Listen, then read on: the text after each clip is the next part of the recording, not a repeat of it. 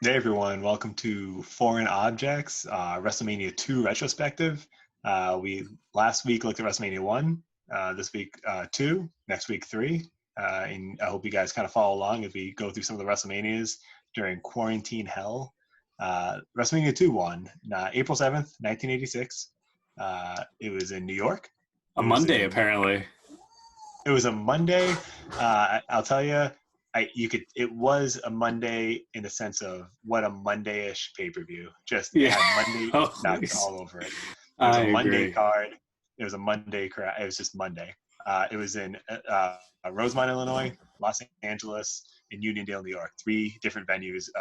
Clear cash grab by Vince that Yep. fortunately backfired into a very critically panned and an overall boring show. Any opening thoughts on WrestleMania 2? So, if anybody saw the first WrestleMania review that we did on WrestleMania 1, at the end I mentioned, oh, we're going to watch WrestleMania 2, and I thought it was going to be bad. I did not have high hopes going into it, and I was right. It was a bad show. It was not a very good show. I think a couple highlights of the show, like one of the top 5 highlights, and this is serious, is their ability to fade in and fade out of graphics now. That was a top 5 highlight of the show. Well, we set a high standard, I guess. Listen, this might sound like a paradox, but I watched WrestleMania 1 and I enjoyed it. I watched WrestleMania 2. Now listen, WrestleMania 2. Now listen, it was better than WrestleMania 1. It was just I just enjoyed it worse. I enjoyed it less. You know what I mean? Like I think it was more well done. I thought there was more life to the production. Like you said, it was tighter as far as the actual production, and it wasn't as sloppy. And the matches seemed to be more. I thought they were more star-studded. I thought they had a little bit more behind them. Some names I recognized a lot more, and names I love to see a lot more. But it was just there was no magic behind it, and that's what makes WrestleMania. So WrestleMania 1, I don't think it was as entertaining in the sense of a TV product, but it offered so many legendary moments. I can't tell you one from WrestleMania 2 that really grabbed me and said, "Oh yeah, that's where they got that phrase from. That's where they got that match from." Everyone talks about that scene and that graphic, and it wasn't one of those things in WrestleMania 2. I'm looking at the card right now. There isn't one match on here that's memorable. Like Don't literally, there isn't one. It was a bad show.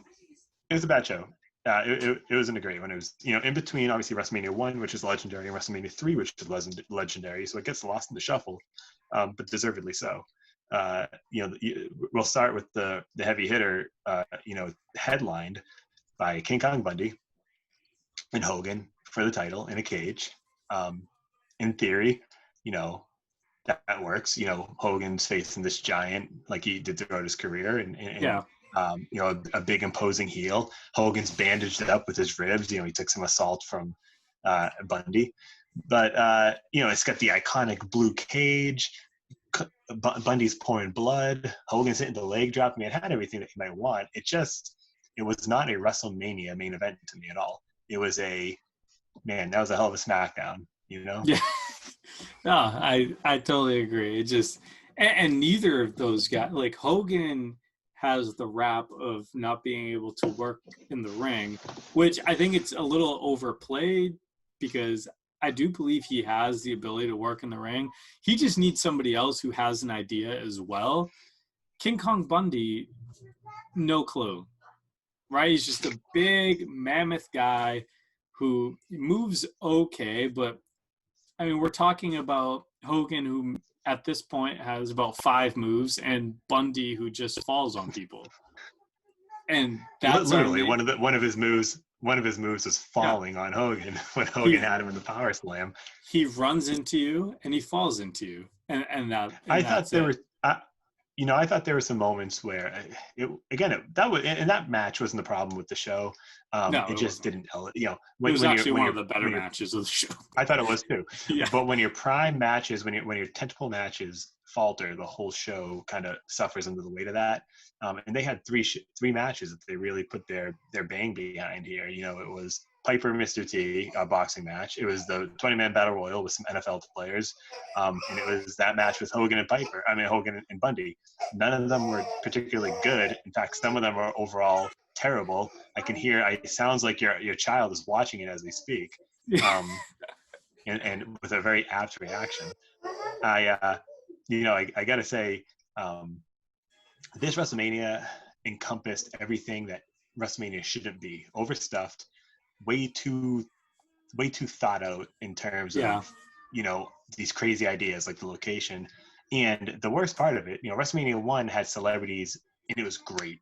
It meant something. This was just Vince looking through his book of everyone whose phone number he had, It throwing them was in a there. mishmash. It was roles that didn't fit these people. It was people who weren't famous.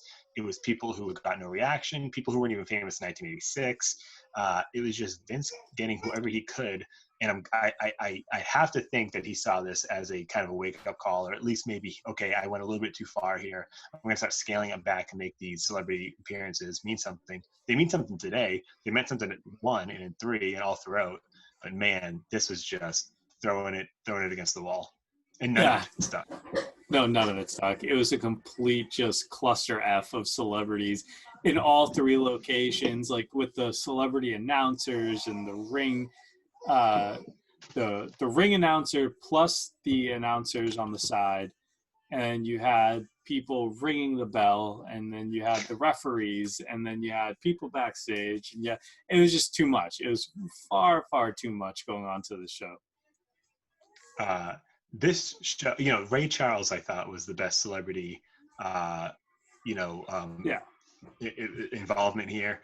Obviously, a true, actual, real legend, and he did his job, and he did a job he was supposed to do. He didn't come in. He wasn't the timekeeper. He didn't come in to, he didn't come in to open the ropes for someone. He was there to do what he does, and it really worked out. One of the best opening, America the Beautifuls in WrestleMania history. And especially, good for him because he faced a big shoes to fill. I think Mean Gene had sang it the previous year, so he won up to Mean Gene somehow. This pay-per-view one, famous for a lot of reasons. How about this one? There were 3 instances in the show where either it was a screw job finish, sort of, or just something happened that wasn't supposed to happen. So we start with Fabulous Moolah and Velvet McIntyre was who was the challenger, or was the champion at that time? Velvet McIntyre, who gets squashed in 1 minute. It looked really weird when I was watching it. There was McIntyre went for kind of a big crossbody off the ropes 1 minute in, off the turnbuckle 1 minute in, and then Moolah just kind of squished her and pinned her, really awkward looking. McIntyre's foot was on the ropes. He never talked about it. So I said, man, that looked a little weird.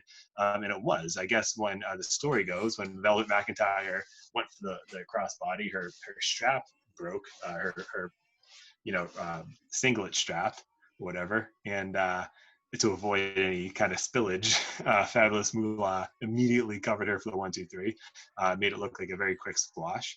And I guess as it goes, McIntyre got a rematch a couple months later, won the championship, but she held it for 6 days. I think lost it back to Moolah, and this squash match really derailed what I think they had hoped was a promising career. They were kind of hoping to have her be the next Wendy Richter, who faced who was involved last year. So I thought that was obviously just one of many WrestleMania 2 done just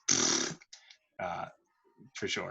The second one was the Battle Royal. I'm watching the Battle Royal, and I looked it up again because the final 4 guys in this 20-man Battle Royal was Andre the Giant, the Hart Foundation, Jim the Anvil and Bret Hart wearing some sweet blues, which took me off guard, and some other guy, and I already forget his name. I don't have it here. It's like Russ Francis, I think it was. I think he's like a backup tight end in the NFL or something like that. And I'm thinking, why is this guy the 4th person in here? And every time the Hart Foundation would go to grab him, throw him out, he would like somersault away, or he would kind of squirm away. Apparently, he was trying to prove that he could belong. He stayed in longer than he should have. And every time they tried to get him out, he wouldn't let him. He'd kind of run around and squirrel around. It that was really awesome. Awkward. Came across great on TV because it really looked like that's exactly what was happening. Awesome. Eventually, they tossed him out. Andre, ends up winning that one. But the most famous one, and the one that really, these ones add to the lore of wrestling. It was T and Piper, and Mr. T and Piper hate each other in real life since before WrestleMania 1, and the WB decided to capitalize on that and turned it into a boxing match at WrestleMania 2. Well, they hated each other so much. Piper was antagonizing T the whole time. There's cheap shots. There's all this, grappling going on. It was supposed to end in some kind of a, wishy-washy fashion anyways, with I think Cowboy Bob Orton was going to get involved or something like that. But Piper just had enough and just body slammed T. T doesn't sell it at all. They go at it, and it ended in some, however it ended, just like that. That one I was fine with because it put an end to maybe the worst WrestleMania match in history. It was so bad. But it just goes to show the entire show, start to finish, had nothing consistent, no good flow to it. Obviously, you're going from place to place, announcing crew to announcing crew. What did you think of? I guess we can start with Piper and T. What do you think of that? That was just a terrible, not a match. Is it a match? Like you're asking two guys to partake in a big time physical sport that involves just your hands. So like in terms of the visual aspect of boxing, it's all upper body. Like you see freaking everything, right? As a fan, when you're watching stuff like that, there's no submissions, all that. So you're asking two guys to kind of go at it in a physical sport that involves hands and shots to the face, but to fake it as best as possible, right? And so two guys who can't stand each other. Your right. Vince is a powder keg. You're asking for an explosion. It was a terrible match. I was just going to call it a match for lack of a better term. The best part of the whole thing was the body slam. I thought the body slam was fantastic, and just Piper's the best of the whole thing too. I think they could have just had a regular wrestling match, and it could have been 5 minutes, and with Piper's, Piper antagonizing. If it's going to end in a Piper DQ, you could have just had that in a quick 5 minute just blow off between the two, instead of just the idea of having them face each other isn't bad. The idea of having them in a boxing match in a wrestling setting was terrible. Mm-hmm. Yeah. Piper, he's so good at everything he does on the microphone. So good. And his actions and everything. Everything he says, everything that the mic picks up that he says. He did make this WrestleMania probably one of the more racist WrestleManias on record.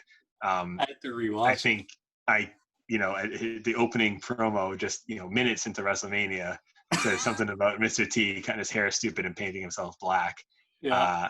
Thought that was a bold choice of words, even for 1986. I was like, "Excuse me," I had to rewind it, and then he said it again.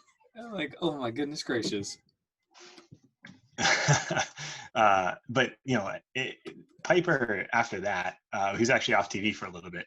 I don't think it's because of his subtle racism. I think it was because he kind of pulled a shoot there with T at the end, and I think Vince had to lay it on someone. And Mr. T not exactly a contracted entertainer with them, so Piper paid the price for it, but I think we all paid the price for it because man, that blew. What do you get? What do you get for highlights in this card? I've got a few. For highlights, let's see. Oh, the best match of the night was the tag team championship match. Damn, I was gonna say it at the same time because I was exactly the same thing. And I don't even think it was just because it's the best match on a bad card. I thought it was actually genuinely a really good wrestling match that could have been the best match on a card in 2020. Yeah, I thought it was really good. I thought it had the guy who won the show for me was I think last week it was Mean Gene in WrestleMania 1. This week it was Davey Boy Smith. I thought, what a great man. I grew up a little bit too late for Davey Boy's prime, even as the Bulldog, but he looked great. Man, he was powerful. He gave a gorilla slam or military press slam or whatever to I think gorilla slam to I think it was Greg the Hammer or Beefcake, and it was just so powerful. He was athletic. He was great, and that was a great team. Him and the Dynamite Kid, they complemented each other great. Right, I love the way that. So they won, right? But they were able to show their athleticism throughout the entire match. Like, when in a tag match, typically, so in this case, it would have been Dynamite Kid. In this case, in a stereotypical tag match, Dynamite Kid would have been the one stuck in the opposition's corner and not being able to get to Davey Boy Smith. And you would have had like a big 6 minutes drawn out, 4 rest holds, a body slam, a couple tag team moves just to get the crowd behind the face. And then he's crawling to Davey Boy and boom, there's your hot tag. You didn't get that. Instead, you just got them just being super athletic the entire time and putting on a good match, as opposed to maybe having just a stereotypical tag match. I thought that was like my favorite part of that. They just basically were able to blossom within their best attributes as wrestlers and really just showcase themselves without having like any downtime in the match. I thought, and Brutus Beefcake, I mean, he could wrestle, and I thought Greg Valentine was good too. I thought all 4 of them were good. So I'm a big fan of that match. I thought it was really good. Beefcake, quick Beefcake story here. Every now and then, if people do end up watching this channel, first of all, you must be bored if you're watching this channel, but we appreciate it. And second of all, you're going to hear some asides, some little wrestling maybe stories that Juan and I have kind of tucked in the back pocket. Little goofy brushes with wrestling greatness. Mine with Brutus Beefcake is when I was a reporter at the Boston Globe, and I was writing a story about Kofi Kingston because he's actually from a suburb in Boston. I called up Brutus the Barber Beefcake, who lived in that same town, Winchester, and I asked Brutus, hey, this is maybe 9 years ago, I asked Brutus, hey, would you mind talking to me about another kid who's the Intercontinental Champion or the Tag Team Champion or whatever he was at the time? He was still Jamaican, Kofi, and would you mind talking to me, about the business or what you see about Kofi or whatever my question was. And Beefcake picks up the phone. I asked him that question, and he said, "Listen, kid, there's not a thing you can tell. There's not a thing you can say to make me fucking talk about Vince fucking McMahon." And that was it. So that's my that's my Beefcake story. But what else you get about the show? Anything? Oh man, good about the show. Let me look at this thing real quick. What about? Can I ask you to talk about commentary? It was last week was the pinnacle of commentary. It was Gorilla and it was Ventura. Gorilla and Ventura were great. A bunch of different teams sprinkled with celebrities, yeah. But Ventura was still great. I thought he had the New York card, or he had the last, whatever the last card was. I think it was Los Angeles, actually. LA, and, yeah. He had the main event with Hogan and Bundy, and man, Ventura was great. Yeah, no, he was absolutely fantastic. I thought he was really good in the main event, actually, and it actually helped the main event, to be honest with you, because the main event wasn't a great 5-star match. It wasn't a terrible match either, but I thought Ventura really complemented what was happening in the ring. This WrestleMania 2 sees the WrestleMania debut of Jake the Snake Roberts, who was still early in his career right there. The announcers mentioned he's undefeated. They don't even say what the DDT is when he drops the DDT on poor George Wells there, I think the guy was. Brings out the Python, wraps it around him. Jake the Snake is probably not talked about enough when you talk about wrestling kind of greatness through the 80s and even into the 90s. He's obviously probably more well known at this point for his issues and struggles with sobriety and involvement with DDP yoga or whatever. But man, he looked great. He moved great. He moved with purpose. They always say that he's the best wrestling mind in the business. You can kind of see it there in that match, I thought. The way he hit the ropes and his little antics in between moves, the way he transitions into things too, I thought, he moves really well, really, really well. I was a big fan of that match. It was kind of like a squash too, so it definitely helped his. The story was that he was undefeated going into Mania, so that helped him progress as a character. This match, so I was a big fan of that. What I wasn't a big fan of was the match prior, which was the Randy Savage match. He basically just ran away from George Steele the whole time. George was infatuated with Elizabeth, and he wins somehow, and that was it. How about Steele kicking out of the elbow drop, the flying elbow from Savage, which is on my short list of one of the great moves in wrestling history. Yeah. The flying elbow from Savage, Steele kicks out of it, only to be pinned like 2 minutes later by, Savage chicanery. He kind of put his toes up on the ropes and kept them pinned down. They weren't protecting any moves back then. They weren't protecting the elbow drop from Savage in WrestleMania 2. I guess not. I didn't look into it, but this was our introduction to Savage at WrestleMania, right? BC wasn't on the first one. So I wanted to look into, what his profile was at the time as a wrestler, what people thought about him at the time as a wrestler. I didn't get a chance to, but that's really my only assumption, is that he wasn't really solidified yet, or maybe not had a solidified move. Even though he was the IC champion, I don't know. Like, I just didn't like that match altogether. Like, how does George Steele have an IC title shot against Randy Savage? Like, I just didn't understand that one. You can see, though, at the time even, and obviously it really comes to fruition over the next few years. I mean, Savage has the classic, all-time classic with Steamboat, WrestleMania. That's on the next one, yeah. That's on the next one. He main events WrestleManias. He wins championships, for the next 15 years. He's winning, 13 years, WCW titles, WWF titles, World Heavyweight Championships. He's truly one of the all-time greats. And you can kind of see it there when Hogan dominates the World Heavyweight Championship scene. You can see a guy like Savage, why he's an Intercontinental Champion and why he would have been so good at that. Really great work rate, great personality, not overly big, not overly tough, nothing that really stands out about him as far as just one singular quality that they love in a heavyweight champion, but just such a well-rounded performer. I thought, I don't hate that match as much as you did. I thought it was entertaining. I thought it was goofy, old school wrestling, and it was very goofy. It was just too goofy for me. Like, just too goofy for me. And I didn't take George Steele seriously. Yeah, it is tough. It's almost like if you had Eugene wrestle for the, U.S. championship or something. It's kind of, how can you take this guy seriously against another really tough, good. Why would he ever be getting his hands on Savage? Why would he ever be able to? Right. Savage comes in looking like a star too. He comes in, his entrance, his robe.